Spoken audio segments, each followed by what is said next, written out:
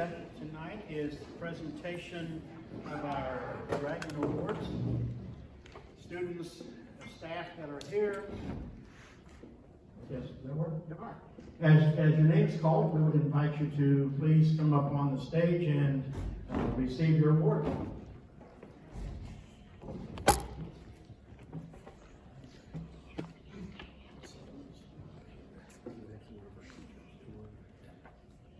Our first recognition, let me just say, these recognitions are extremely difficult and are a high honor for recipients to receive. We want you to understand, please, that this isn't something that we just say, oh, everybody that participates gets a ribbon, because they don't. This is something that we, as a Board of Education, look forward to presenting and to be able to be a part of, because this is excellence, and the type of work that has to go into it is excellent work. So congratulations to everybody that receives these recognitions, and we recognize your hard work to earn this. So with that being said, our first recipient is Miss Emily White, who receives her master's degree in curriculum and instruction. She's studying. We recognize another staff member, Ms. Lacey Henry, who receives an education specialist degree in education, school, and counseling psychology. The specialist degree is a degree advanced past master's and then just a tad below a doctorate. And so Lacey has done an outstanding job to receive that. Congratulations to her.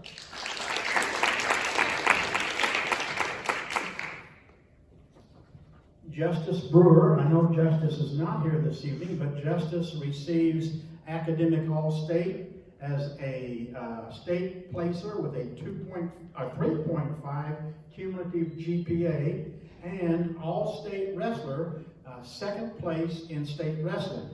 She's not here, but I'll give these to Dr. Walcott, who will take it to her. Thank you.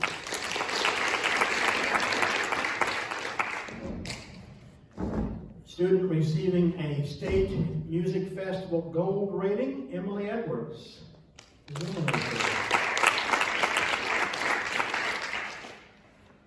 Another State Music Festival Gold rating, Emma Funk.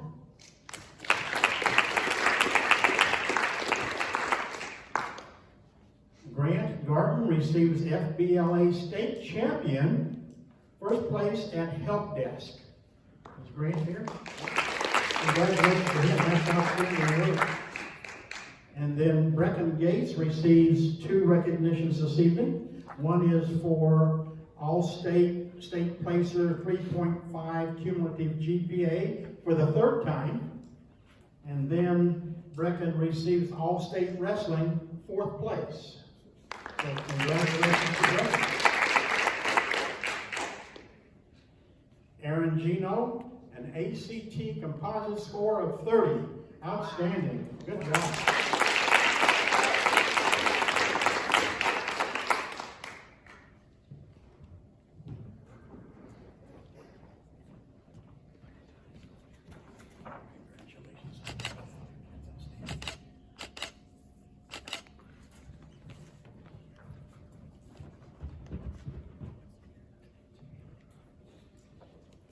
Two of these for Holly Hedgepath. She receives a All-State Academic Award for 3.5 cumulative GPA, her 2nd time in that, and then also All-State Wrestling, 6th place.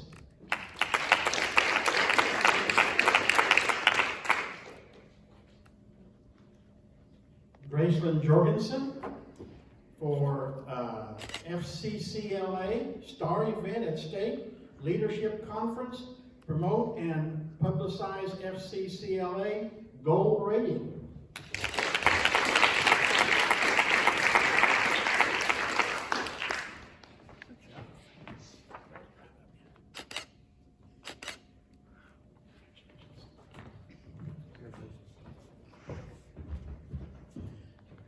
Jennifer Kirkendall, Academic All-State Cheerleading.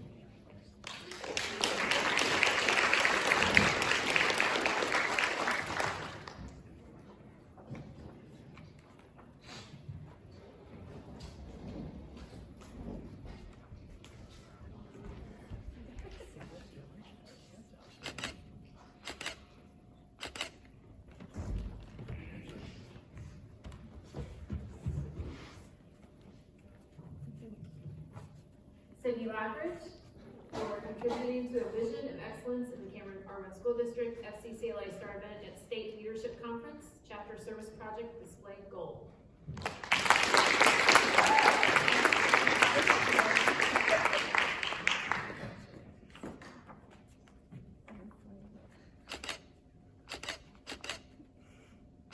There we go. Congratulations.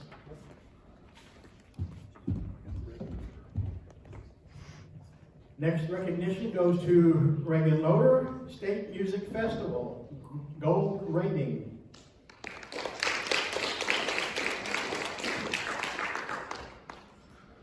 Ainsley Lohman, MMEA Middle School Youth Art Award winner for the state of Missouri.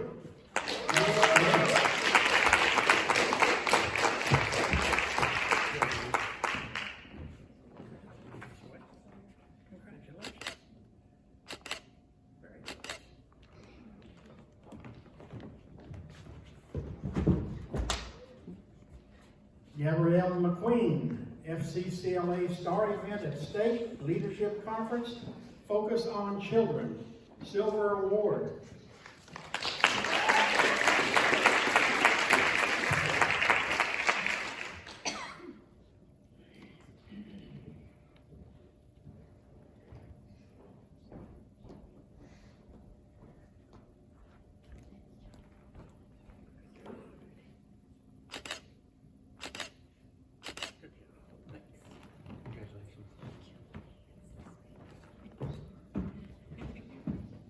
Carly O'Donnell.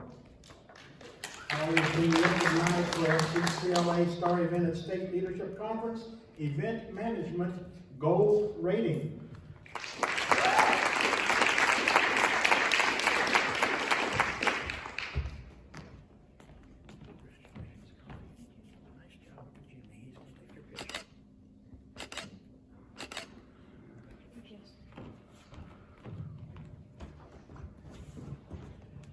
Carissa Bitzenberger, FCCLA Star Event at State Leadership Conference, Chapter Service Project Display, Gold Rating.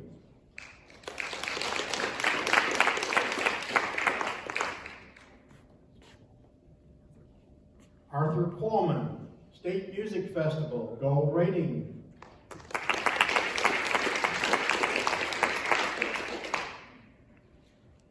Michael Rader, Cybersecurity, 9th place State FBLA.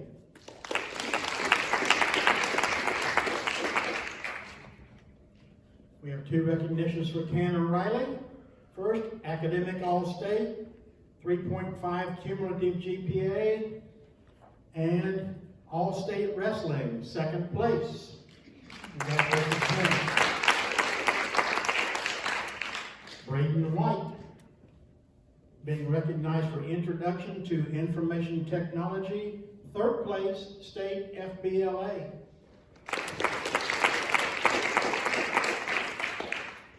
Chase Short, All-State Wrestling, 5th place.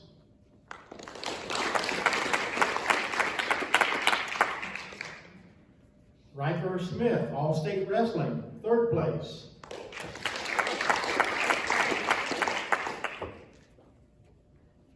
Aiden Stevenson, State Music Festival, Gold Rating.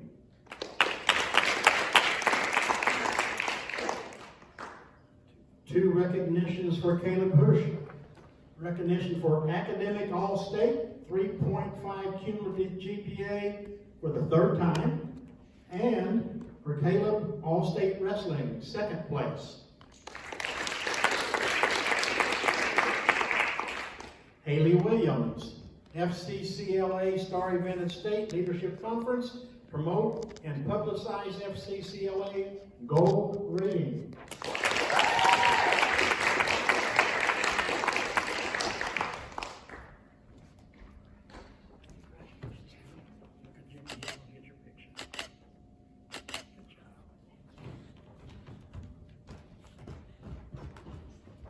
And our final recognition this evening, Dayton Wilson, Gold Performance, State Vocal Music.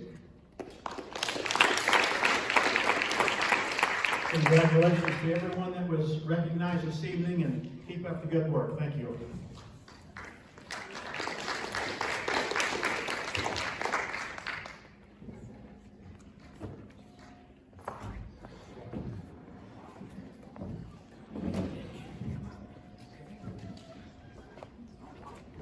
Okay, the next thing on our agenda is the consent agenda, which includes approval of the past minutes, approval of our financial report and bills, and then the CVMS handbook, CHS handbook, the Parkview handbook, the Zenith handbook, gifted evaluation, approval of our health services evaluations, approval of the athletic handbook, and approval of the CIS handbook. Are there any? I just have further questions and discussions on, there's some discrepancy between the return to learning plan and the handbook. Okay. Yeah, which ones? Well, it's actually part of all of them. Okay, so we will remove, It might not be in the high school one, it's about one. just to be sure, let's take off C, D, E, F, G, H, I, J. Okay, we'll remove those and then we'll add them down to the agenda.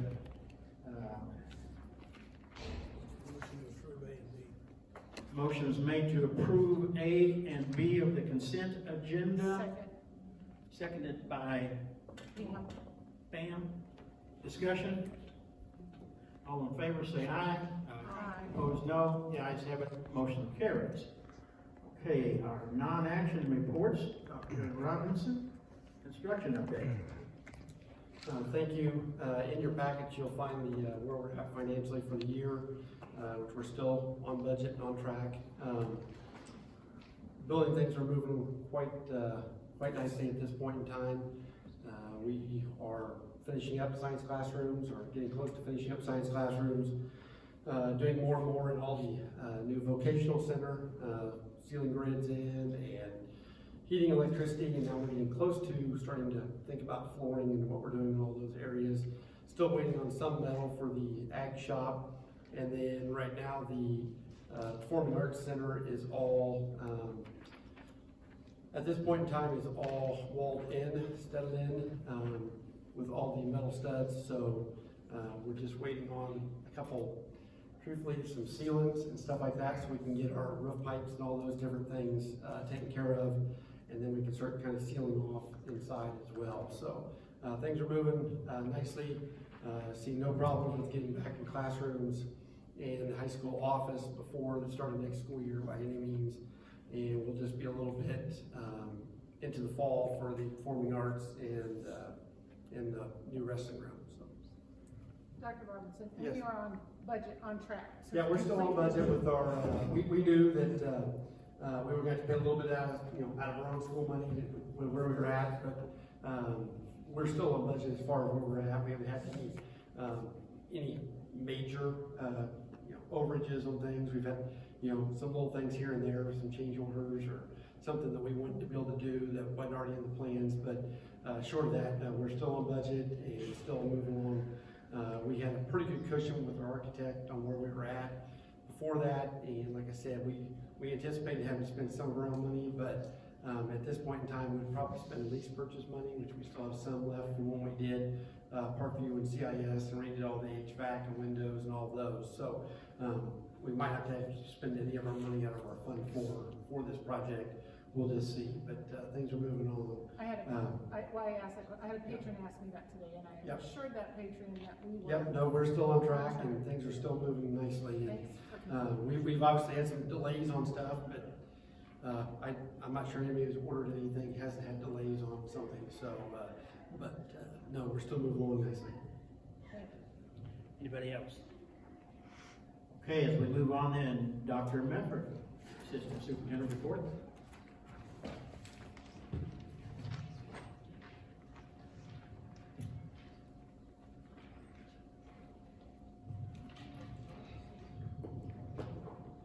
All right, so just a couple, just a couple things. AMI plan, Actually, that is a plan that we submit each and every year. That was the alternative methods of instruction plan that we are allowed to submit and seek approval. We submitted our plan and that has been approved. So that would allow us to next year, if needed, use up to 36 hours of the AMI plan towards attendance. So if we have snow-related days, weather-related days, it can be used for communicable diseases as well, or something, tornadoes or things like that. We can designate those days AMI, and then we are not required to make those up. So we were approved for that, so that will be a blessing. This year we used only one AMI day, and the rest we could consider snow days. We should be able to do that next year with the approved calendar, as long as we do not have too many snow days, because we're required to go 1,044 hours. Usually we have some flexibility in our schedule, so anyway, AMI days will again be an option next year. MSIP 6 comprehensive guide. This is a document that accompanies the standards and indicators from MSIP 6, and I've shared a little bit of conversations along the way here and there. That is still in draft form. So Nancy Greeley, our area supervisor, shared some information. The goal is to have that approved by August 1st. So with that in mind, we will be able to move forward with a few things. Just as a reminder, part of our APR, those calculations come from continuous improvement plans, and that includes our CSIP plan. Within that comprehensive guide, that draft form is a template. Although we do not have to use that, DESE is offering that along with a scoring guide. So when we submit our CSIP plan to DESE as part of the continuous improvement review, I think we will probably utilize some of those suggestions that DESE is offering. We do have our CSIP plan, but it's not in the same format as DESE. Like I said, they're not requiring it, but I don't know, just as well do it. So anyway, so we will be moving forward with that in the fall. And the only other thing I had to add, I listed our retirees on the front page, and unfortunately, with your approval, we'll be adding another teacher to that list. So congratulations also goes with your approval to Bruce Barker. He is the middle school special education teacher. So congratulations, I guess, to all of our retirees. They will be sorely missed. But anyway, any questions for me? About that survey, let's see, both of the surveys that you had. Okay, the professional development survey, we only had 12 teachers district-wide fill that out. Is there any way that we can get encouraged? I mean, how did we encourage them? How did we talk to Here's them? one of my committee members. We discussed that. We discussed that in our meeting. You know, we felt we didn't know if it was maybe confusion, if they didn't know what we were asking. I think. I'm sorry, I'm not sure if I'm supposed to speak, but I'm going to. Sorry. We thought that it was the way that it was worded. We were trying to find out if people would be interested in going to, if I'm not correct, to other like I go to the Missouri Art Education, you know, like a knob noster or whatever, that kind of stuff, and to see if they were interested in doing that. And I think people were like, since we haven't been able to do it for so many years because of COVID, things have been shut down, that they thought that, you know, they don't know what's out there anymore or what's available. And so we just think they were kind of at a loss of what to even do. And so I think that we had talked in our meeting, Mike, correct, that about discussing it with them at the beginning of next year and just seeing, you know, saying, hey, these are some options that are available to you guys, and just to try and encourage them. If there's things that they want to do or can do, that we give them an opportunity if possible. It doesn't necessarily mean that, yes, you get to go. It doesn't necessarily kind of open those floodgates, but it does offer some opportunities. If we have some additional funds within our PD budget, we are required to spend 1% of our foundation formula on professional development. And so that equates to around $78,000. And so, a lion's share of that goes to, math, professional development that's brought in, ELA, science. So we try to cover those major content areas through those funds, but then there's always a little bit left over. And so the committee kind of worked, Ms. O'Boyle's also on the committee, so we kind of worked to see what needs were out there and what would be a fair way if we had surplus to, kind of disperse that. And so I think we came up with a plan for now, for the fall, but we only had 12 complete that, so. And then on the Missouri Student Survey, do you have access to all the surrounding area results? No, I do have access to Missouri, the state of Missouri. We were higher in some areas and lower in others, and I can make that available to you. But it took the exact questions and compared, it gave the Missouri state percentages as well. And then do you have like next steps of what you're gonna do with this information, of how you're gonna give it to the counselors or the administrators? Well, actually, the counselors are the ones that offer the survey, and they actually receive the reports too. So they will use that to have those conversations, their guidance lessons, share conversations with the nurses. When we end up, obtaining an SRO, then this information will be provided to them so they can speak to that. There's several ways that we can use the data. In 2000, they didn't do it. So it's kind of a baseline at this point. We can go back and see if we can retrieve the 2018, but there's almost too wide of a span to kind of find any correlation. Do you suspect, I'm sorry, go ahead. You've got the mic, I'll just talk loud. No, go ahead. I have questions also about the survey. I noticed if I'm reading it right, it looks like it's our school is the responses on the link. On the link. And it looks like we had no ninth graders and no juniors respond at all. So are we sure that the link was working? I mean, that just seems like maybe something didn't work right for that. You just have to do a sampling, and so it was at the discretion of the counselor. So they designated the group that they would be offering the survey to. It wasn't a requirement to offer it to every 6 through 12. It's just a sampling, and so that was at their discretion. The state doesn't say, DESE doesn't say, and those organizations do not say you have to give it to, half of the 6th grade, half of the 7th grade. So. Can you tell, based on the results, how many of the respondents were by the age bands or the grades? There's another report that gives, out of the total 126, we had more 6th graders complete the survey than we did the high school students. Okay, so my follow-up question on that is, so we had more of the 6th, 7th, and 8th graders respond than any other grades, based on the percentages that are there. We had a very high number, in my opinion, that said they considered suicide or planned suicide or attempted suicide. So how do we have plans to address that, especially given that most of the respondents were so young? We do have plans to address that. And we do not have individual identifying information. So we don't want the students to know or think that we are gathering names or anything. So, the high school counselors, middle school counselors, intermediate counselors, and even Parkview counselors realize there's some concerns there.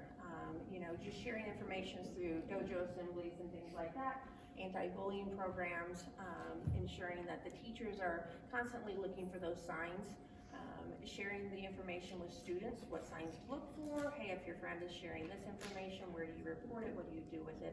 So we continue to work on that. That's just part of those crisis plans that the guidance counselors have in place, and just reevaluating those each and every year. So. Good, I'm fine.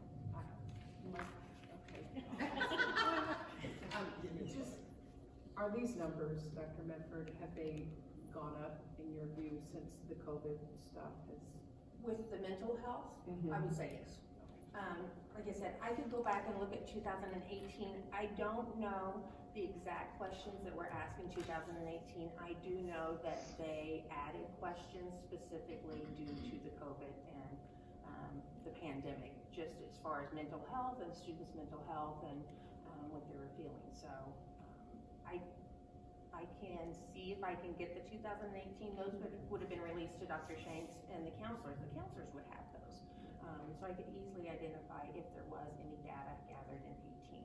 Well, I guess my follow-up to that would be, wondering, obviously, these mental health concerns would affect learning loss. If we can use some of our ESSER funds to impact some of this emotional struggle that kids have. And we are, I will say, the teachers, the buildings, the administrators have just kind of, trauma-informed schools, we're kind of taking that and they're running with it. I do think that has helped and it will continue to help. Offer some additional strategies, you know, some look-fors. The teachers know what to look for with kiddos, and even with the teaching staff. I mean, they've experienced some trauma too, and so kind of looking at the whole picture and identifying everyone's needs and trying to address that, so. Anybody else? Thank you. Mr. Jones?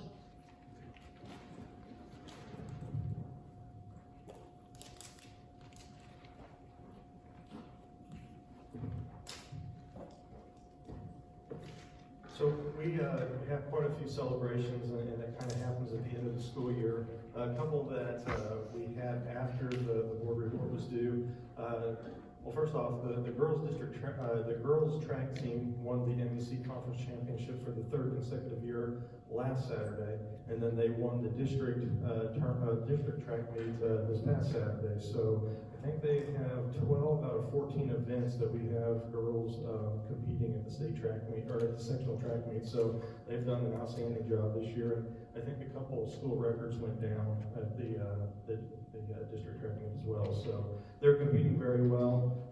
Real quick update, our baseball team, they ran up into a pretty good Savannah baseball team tonight, and lost in the district semis. So, but they had a great performance on Saturday. So hopefully that leads into an improvement over next year. Graduation was uncertain in the morning, but we had a great evening for graduation. We were able to celebrate the 116 graduates. I would talk real quick about our EOC testing. We'll see what our results are, but the proctors of the EOC had great things to say about our new testing format. We did it more of like an ACT type setting. In the past, students would take the EOC whatever hour of the day they had that class on their schedule. So sometimes we see students after lunch become a little disinterested, and so we wanted to get them started early in the morning so they could test, and when they were finished, they were done for the day. Like I said, the proctor said that seemed to go really well. We are, if anybody is available tomorrow, doing the EOC incentive drawing for the prizes. We had about 95% of our students that took the EOC have incentive points. So it seemed like they took it very seriously, so we hope that our data from the EOC will reflect that as well. We are going to do that drawing kind of as a staff, or as a school assembly during grading time tomorrow. So if you are out and about and have a minute, if you want to come in and see that. 12:45-ish, we'll dismiss to the gym. And then for next year, something that we're looking at, and I think I've talked about this in other board meetings, is that we are looking to incorporate PBS rewards at the high school. We've started to have some conversations with some students about what types of things they would want to receive for going above and beyond what's expected. So they love the snacks for the EOC incentive, so we're looking at like having some kind of a school store where they can go and redeem the points for that. Something that was mentioned that I think could probably, with parking the way it is, like reserve parking spots up front so they can redeem their points for that. So things that we're looking at to, just kind of get back to that positive culture that we had before COVID and get some excitement going on at the high school. I have one question. That's awesome about the over $1 million in scholarships. scholarship committees, I had less than 35% of seniors apply for those scholarships. What does that process look like, and how do they go about selecting which scholarships to, it just seemed like a low number of. So, we've seen a declining, number of applicants probably the last couple of years. I don't know that that has anything to do with COVID or not. The counseling department puts it on the senior, Google, Classroom webpage so they can see, and they push announcements out through that. Yeah, it's just having conversations with kids and letting them know that this is an opportunity. What I would assume is that, you know, the students that have plans to go to like a four-year college, that they applied, and those that have other plans just didn't feel like they had the need to apply. But I mean, it's having conversations with those kids. I think with the academic advisor position that we'll have, that, you know, Mrs. Webb will be able to have those conversations with students and parents to let them know and just make them more aware of that opportunity. Okay, so our next is high school activities. You've kind of already touched on them, but do you want to add anything to the high school activities report? I don't know that I have any more information. I don't know what they submitted, but that was my most up-to-date activities. Didn't mean to put you on the spot. You're right. Okay, thank you. Middle school. Comments? At the last month's board meeting, you guys had asked for information about the Lighthouse Report, and there's a link to that with the specific information that we received back from Franklin Covey and from our site reviewers. So there's a link in there, and then also I included a link to the press release, which is the same press release that I had sent to Jimmy. Some celebrations we had for Teacher Appreciation Week. I thought you would like to know each activity or each special thing that we did at CVMS for last week, the week before. It was for Monday, we had PTSA did breakfast and the Education Foundation did lunch. On Tuesday, Central Office did a fish fry for all CVMS staff. On Wednesday, we celebrated each other by bringing a favorite dessert to share. On Thursday, there was a Mexican fiesta for Cinco de Mayo. And then on Friday, my family and myself provided Sonic drinks, and all week long we collected teachers' names to go into drawings, and we all donated. We went in and donated $90 worth of gift cards that were drawn to staff, and they got to choose which tub they put it in, and it was two $15 gift cards to Panera, two $15 gift cards to Chili. It was Chili's on the border and something else with it, and then there was two $15 gift cards to Starbucks. So a total of 6 winners were drawn. Then at the end of the year, things that we're doing to celebrate with kiddos. Today we had 5th graders over and they all toured CVMS. Tomorrow we are doing our AR celebration. Wednesday is our MAP celebration, and Thursday is our award ceremony. And we are welcoming parents and guardians to attend all of our award ceremony. Well, not all of them, but the one that their child is in. And then moving on to the next page for our assessment data, I do have updated information for the AR. We are now at 80% of our kiddos have met their AR goal. So during tomorrow's AR celebration, which will take place during their RTI class, we'll have a lot of our kiddos participating in that. Also want to point out that our attendance has increased 2%. And the last thing that I wanted to share with you is that last Friday, Susie Arbo, who is a licensed therapist, came to CVMS to do a presentation about anti-bullying awareness. And all of our kiddos were in the gym. They all had that same, they went to the assembly all at the same time. So, do you guys have any questions? Any questions? Dr. Collins, can I ask just a quick question on the attendance? That's great. And this, I guess, goes to everyone. I know attendance has been a big issue this year, and it's everywhere. And Dr. Medford, does this count next year again? The 90% threshold, is that something? We will continue to monitor that, but it will not be a factor in the APR. Okay. It will not be as heavy as it has been in the past. Of course, we have to have the kids in the seat in order to offer the instruction. So that's where, Yeah. So that's good. It's up. Yes. 2%. Yeah, and it increased last month too. So.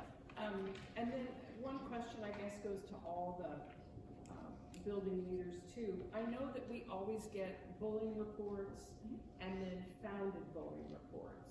And I know that there's follow-up and all that, and of course there's zeros on that, which is great. But what are we doing when we follow up on the bullying report?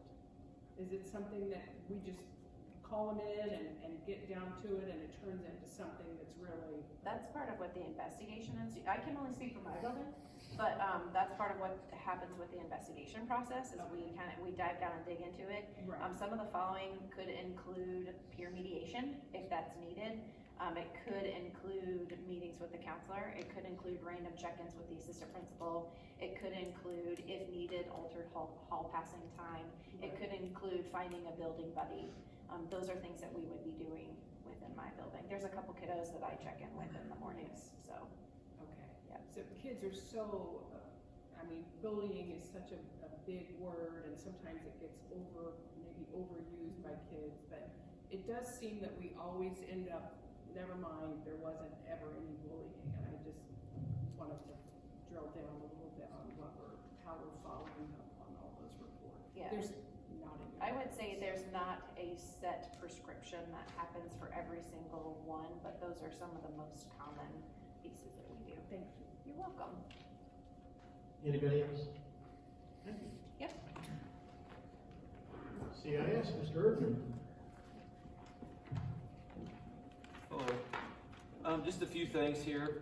We administered the same survey Mrs. Ormsby did and the Parkview staff last month on just our building culture. Pleased to announce, and you can, as it's in your board packet, our results. We scored a 131 out of 150 points possible, which qualified under the rarefied air. So obviously, we're very proud of that, but obviously there's still room to grow and some goals we're trying to set with our leadership team. So overall, very proud of that score. At the beginning of the year, I talked about, and I didn't submit it in my board packet, but our new program we started this year, Distinguished Dragons. And so we kind of modeled it by the AR program to where if you met the criteria for first quarter, you got some sort of reward.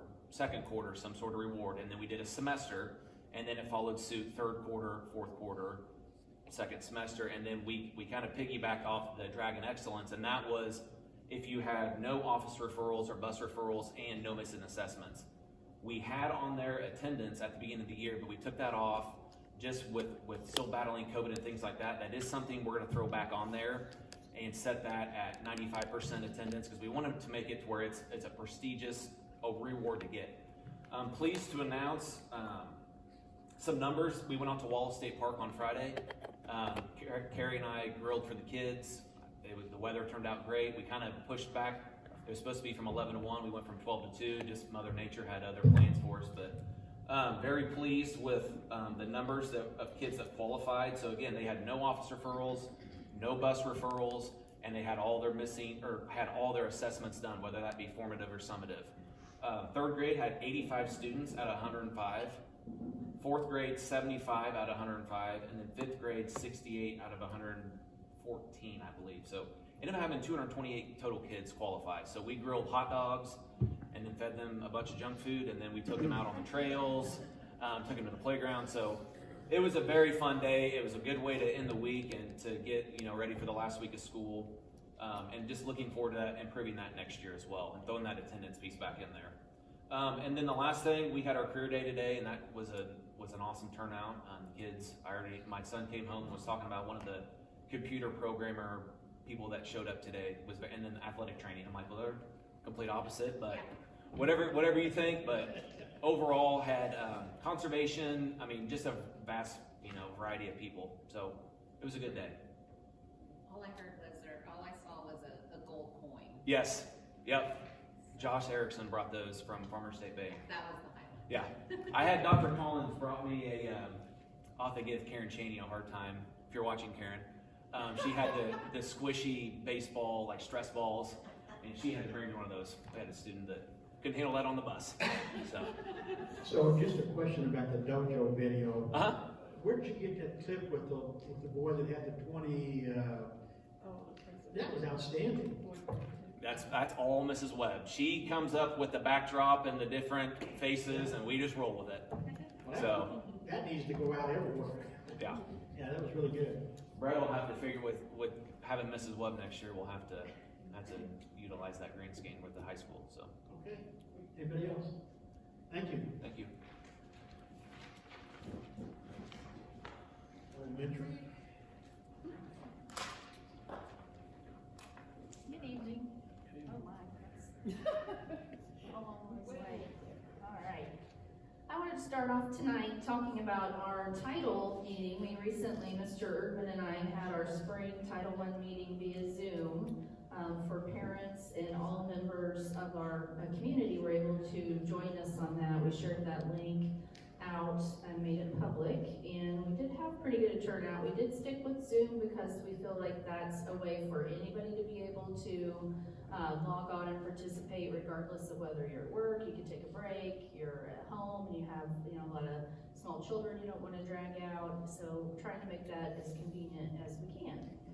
We had a great meeting. We were able to talk a lot about the survey. I hope you were able to take a look at that, the survey results, and develop a really strong needs assessment. Dr. Mefford guides us in the title funding, and we have to tie anything that we use title monies to purchase back to that needs assessment. So we were really trying to be specific on what our needs were and tied that back to the survey results, and I was really pleased with how that went. So hopefully we'll be able to do big things with that next year. And if you had any questions about that, it was pretty lengthy. Jackie was able to attend, and she had asked that I be sure and share everything. She's not here to ask the questions, but anyways. Moving on, assessment data, I was pleased with the progress that we've been able to make at Parkview this year with our assessments. We did finish those, and it is a live link that I shared with you, so you're able to go back in. When I had to have my board report done, we weren't quite done with our assessments, so there were a few pieces that weren't finalized yet, but those numbers have been finalized now. We just finished those this week. So you're able to see what our progress is. Our attendance has not been what I would like for it to be at Parkview. I know that's been a topic that's been brought up already tonight. I think that with that in mind, our progress is in line with how it typically is. So with kids not being there as frequently, that tells me how hard the students and teachers are working. The only area that I had concern with was our kindergarten class with sight words. And it's significantly less, and I think that's something we should talk about. It's 32%, where typically at this time of year we're at 80.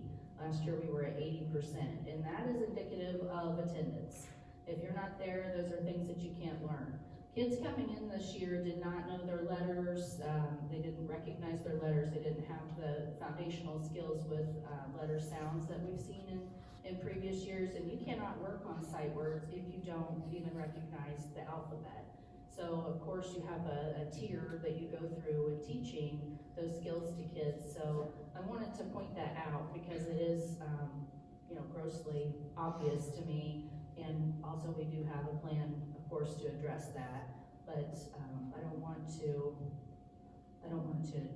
ignore it either. That's something that we have to own and work on. Get those kiddos caught up, and we will. Our teachers are wonderful, and they have been bringing it to my attention for months, that they're not where they normally are, and they're working their tails off to get there. Do you typically have a lot of kindergarten going into first grade that will attend summer school? Will that be? We do, and our summer school numbers are really large. Good. Which is a good thing. What is your first grade?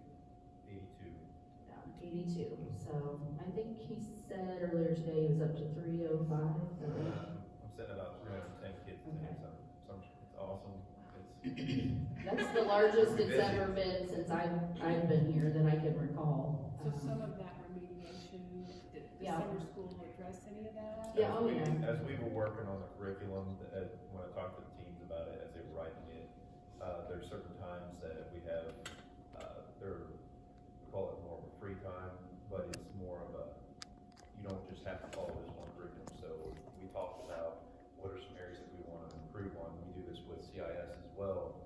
When we talk with their teachers as the VERT team as what do you need to see when they come in? And we can build, and I think I have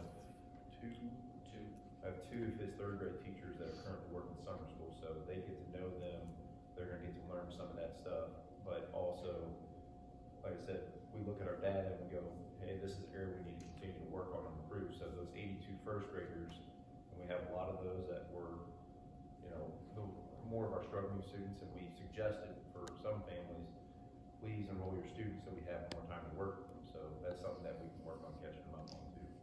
Yeah, we've been pushing that since parent-teacher conferences back in March. And Dr. Robinson has also given us a challenge to, by the end of the school year, to identify an area that we want to work on heavily with remediation, and obviously that one's gonna be mine, so. But we got a great plan. Moving on to celebrations, I wanted to just celebrate my colleagues. I think that's awesome that Mr. Erdman was sharing that they had that wonderful culture. I'm super proud of him and his team for that. I want to congratulate Dr. Collins for 7 years with the district. I think that that's something that is very commendable, and we will miss her. And then I want to reach out to Mr. Jones for just having some awesome kids. We have had kids come and help us with so many activities in the last few weeks. We had seniors come back and attend field trips. They missed their awards assembly to go on field trips. Who does that? I mean, it's just amazing, the kids that we have. We've had all of our seniors, we've had 35 seniors come back and help with, or come on their last day of school to come and help with the carnival. That was so awesome, and they had such a great time. It was really fun. And then our underclassmen, they came and helped with the inflatables, and today we had the petting zoo, a track and field day, and then I also had some art students make this really neat set of dragon wings. They're huge. And for the kids, I know in the city, you'll see the angel wings, and you go out and you take your picture, and they make dragon wings, and they specifically wanted them to go to Parkview. So we have them hanging in a little photo booth for the kids, and we're really excited to have some end of the year pictures, and just really thankful for the kids that we're bringing up here in the district, and I think they deserve a shout out. So thank you. Any comments or questions? Thank you. Thanks. Okay, you have special ed maintenance and technology reports that hopefully you looked over. I do have a question with regard to the maintenance. The CIS boys locker room renovation for, Life skills. yeah, so will that, what impact will that have in terms of, what's the room being used for now? Will it cause us problems with gym visiting teams? No, we rarely use that gym locker room anymore.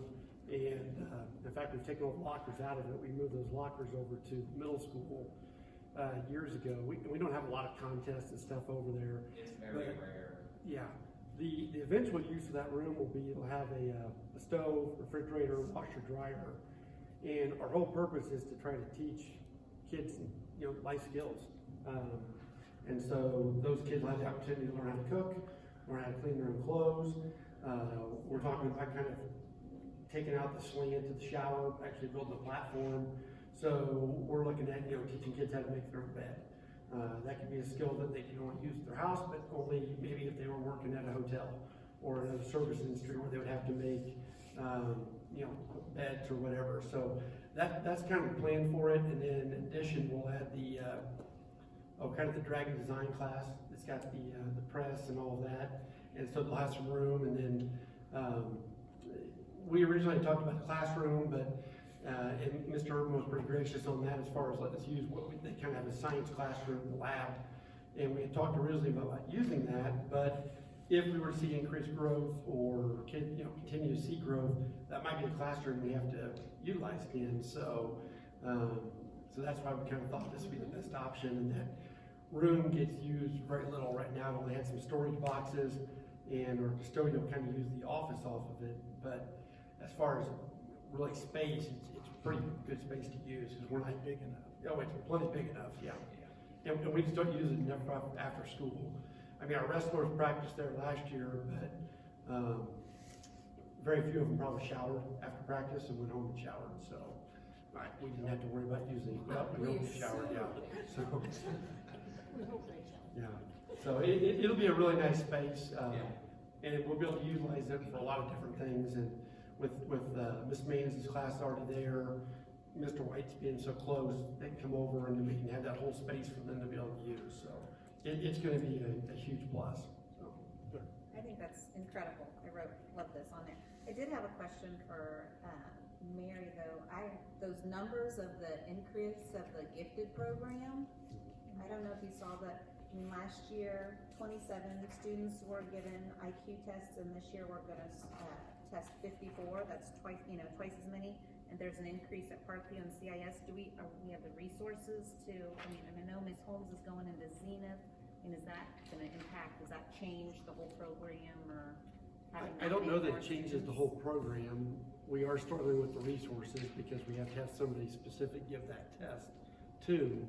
And that's been tough, trying to get all those tests in and get all that here at the end of the year. But I think it'll fix some of that, before next year. But I don't know that it's gonna change our numbers drastically, no. I don't think, the majority of those kids most likely will not qualify. We test them, we do all that, but there's, it's a small minority that actually make that program based on the criteria we have to have. And while we may test a lot, most of those kids probably will not meet the criteria, so, yeah. Great that there's that many. No, I would agree. I would agree that we have to test that many, yeah. Dan, I have a technology question, which is kind of associated with the technology question that's kind of associated also with the handbook. Do I understand that all the classrooms now will have access to Chromebooks? Yeah, we're pretty close to one-to-one in almost every building that we went to. For sure, middle school, high school, and CIS. Parkview is really close, but we've got them kind of spread out so they can have, I guess, more. We bought a lot of touch screens for Parkview, so I think instead of keeping those in one grade level, we kind of spread those out among. So, and those kids are just still dipping their toe in the water with technology. But the other buildings, yes, we should be in a At the high school will be one. Yeah, Perfect. yeah, one-to-one state. So. On the Chromebooks, do the kids check them out and back into the same class, or do they get to? At some Right point, now, do they we're get still to- checking them in. We have talked about, and we still haven't completely decided how we're going to do that. We think we'll get there when we start checking them out. But at this point in time, every classroom will be, you'll get a new set of Chromebooks. So you'll just log off, you'll log in, and you'll go for math, you'll be off your Chromebook, you go to jump, maybe it's government, you can, that class is Chromebook, you log in and all of that. We're still looking at what it looks like to take them home and do all the extra. Not that it does at expense, because we'll have to do extra insurance and all those once they start going home, but we're still trying to figure out the best plan for how that we want to make that happen. And we want to make sure that our teaching staff are ready for what that looks like as well, when we're almost all virtual. So before we can go to any kind of e-textbooks or anything like that, we would have to figure that out, right? I would say that's going to be a major part of it, yes. Yeah, we have to figure that out, and that's why even last year, or even this year with like Felicia, that's part of her job, is kind of working with staff, getting them more familiar with it, just even using it in school. And obviously we saw that happen with COVID, that we had we thought we were in pretty good shape, and I think we were as far as having technology resources, but I think once we actually had to go online 100%, we had a lot of gaps. So we're still trying to correct those and fix those, and we will. And like I said, we'll continue to move that way with e-textbooks. Really, that's the only way we're going to have it. You won't see print textbooks. You just won't see them, or you'll see them in limited quantities. Any other comments, questions?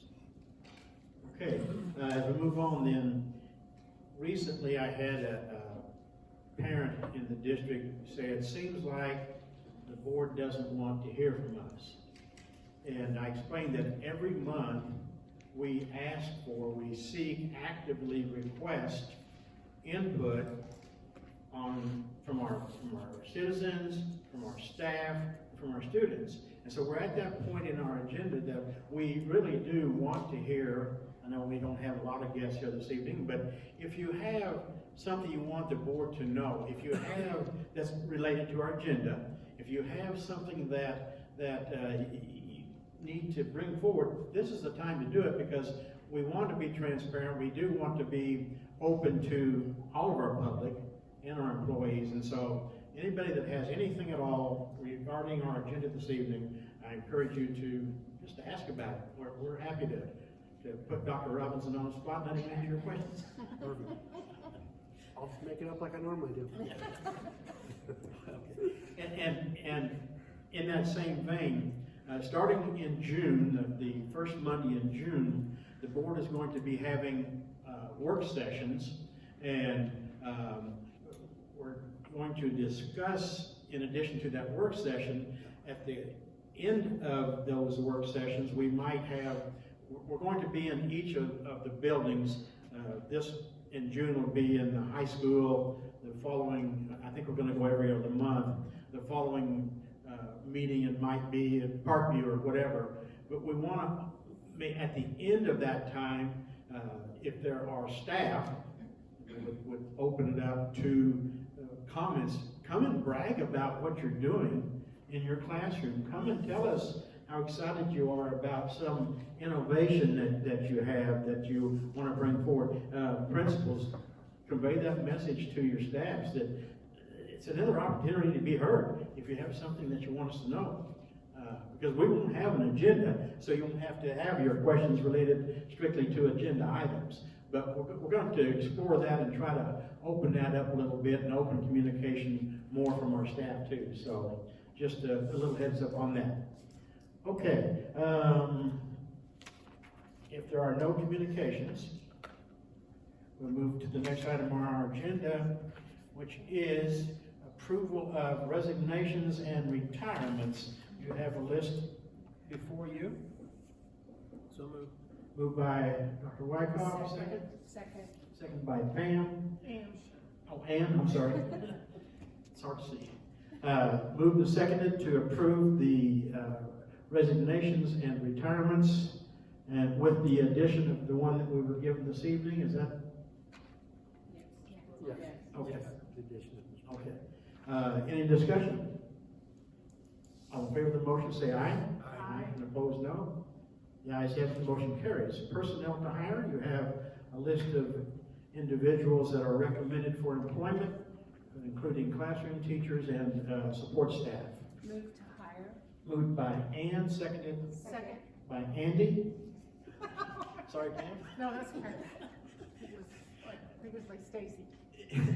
Any discussion on the motion for the recommendations for personnel to hire? If not, all in favor of that motion, say aye. Aye. And opposed, no. The ayes have it, the motion carries. Approval of substitutes to hire. Recommended 2 there. Move to hire. Moved to hire by Pam, seconded by Second. Stacy.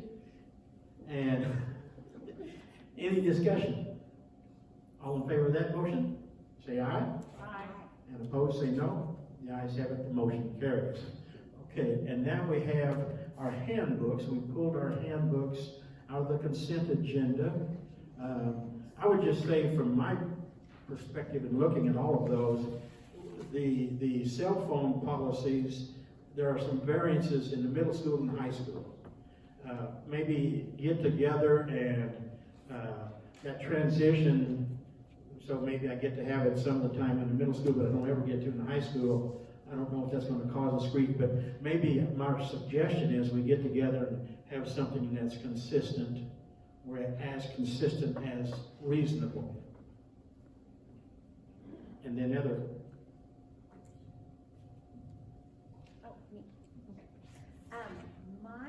one of my questions was, and I think it was in almost all of the handbooks, it says, visitors for meal due to limited space, outside visitors will not be permitted during breakfast and lunch.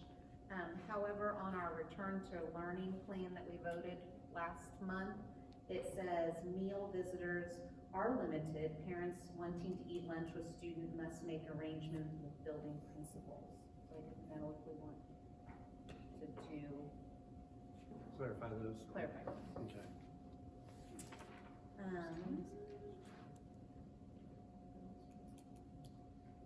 In the CVMS one, it just needs, there was a date, it needed, on the AMI, it needed to change to 2022, 2023.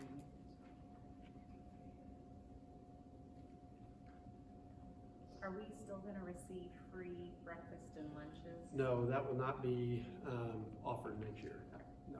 So it will go back to, everybody will have to fill out their free and reduced forms to be able to do that. So that could be, we'll have to start publicizing that this summer because it's gonna be a change from what we've done for the last, for sure, 2 years, and getting people to fill out those forms. We've been asking them right now, but there's few and few, I mean, they didn't have to go ahead and still get it, so that will probably be a little bit of a struggle. And since that ties some to some of our funding, that will be very important that we do. I hate bringing anything up, but the dress code, it was same in every single building. I didn't know, I mean, there's craziness coming on in the world, or that from other school districts, where there's been talk about maybe putting in the dress code no costumes. You know, they're like, I've heard, you know, from other districts of people wearing ears or tails or anything like that. And so if we put it in, I mean, I don't want it to bring it up because I don't want to throw it into the universe, but but I'm just saying, if we add it, no costumes except for on dress-up days or something, I mean, cut it off before it even becomes an issue. Okay. And if you could send me your stuff, I'll take a look at those, so. Oh. I did have one comment about the high school handbook, the locker section. I have a little bit of a concern with the approach to lockers because we have a limited number of lockers, and what we just discussed was we are not ready for ebooks yet. And we have a lot of kids coming from middle school that are smaller statured or younger or not quite as strong. And we have a lot of textbooks in those kids' backpacks. We have kids that are carrying around sports backpacks and band instruments, and it just gets to be a lot for the kids to carry with nowhere to drop their stuff. And then you get to winter time, and where do they put their coats? And, you know, I know a lot of the kids aren't used to having the lockers, but they might maybe inquire as to whether they would like to have a place to put their stuff. Because I think if you don't have a car, you're not 16 yet, there is this issue of what am I supposed to do with all of this that I'm walking in with?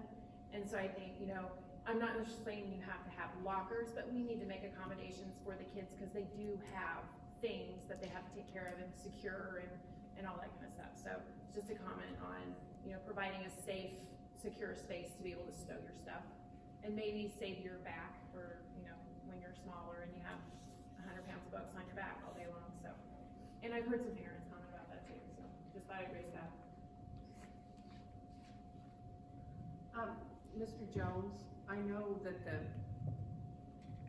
one of the questions is going to, probably the biggest part of this is going to get out and have questions is the cell phone policy.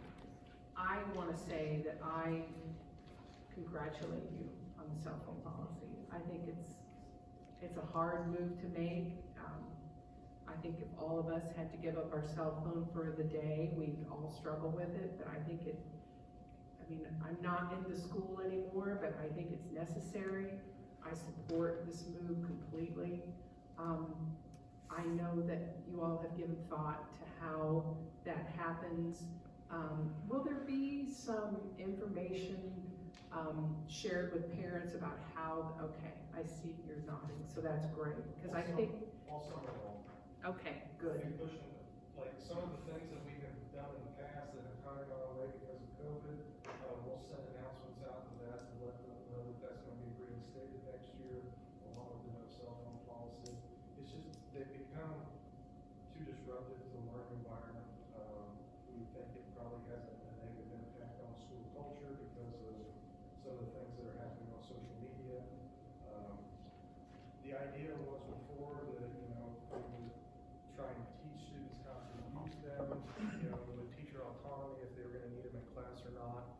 I just think at this point right now, you know, we need to manage those. But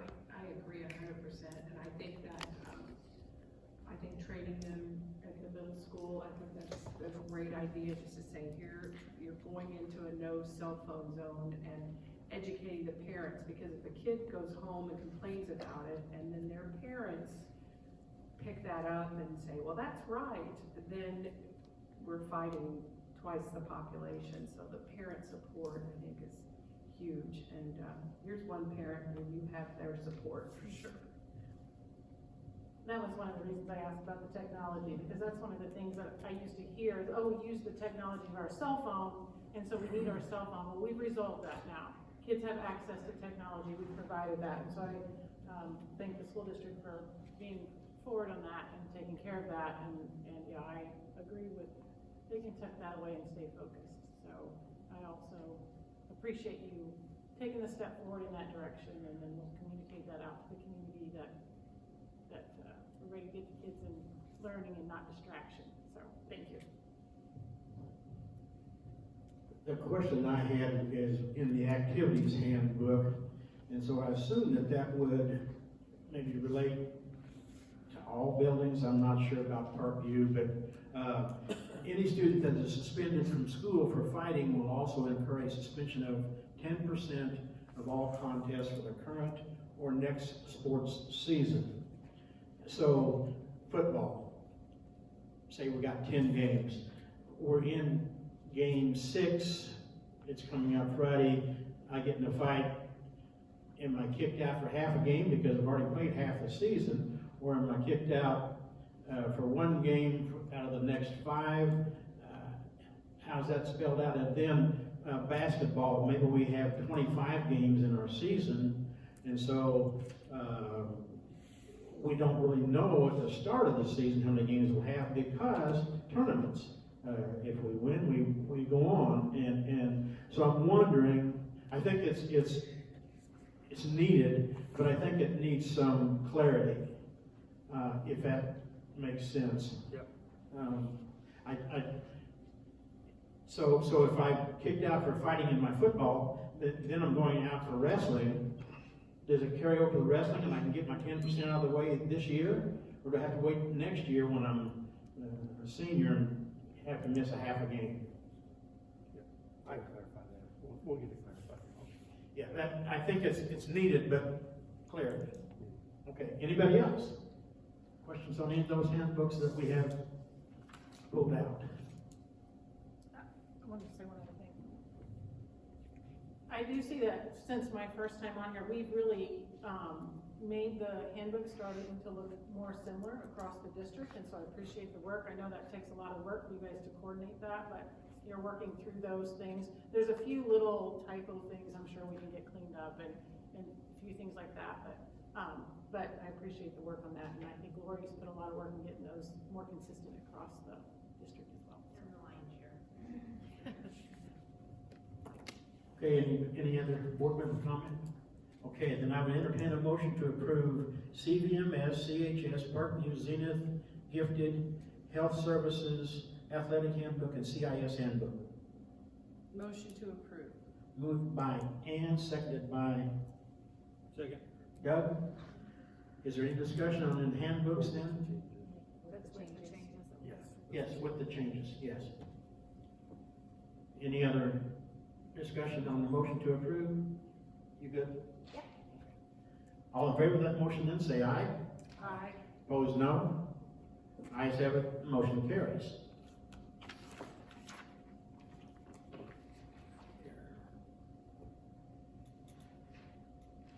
Any board member comments? Just a Amy. quick comment, if I could. Okay. Mr. Jones, congratulations as always on graduation. Congratulations on the weather. Good job. Yes. Well, it was a bold stroke to say we're doing it outside, and that was a good call. And I also know that the high school staff I love that night, the high school staff being there, but I also recognize that our administrators are there, but every teacher that kid has ever had is represented that night, and hopefully all of our community and teachers feels that success.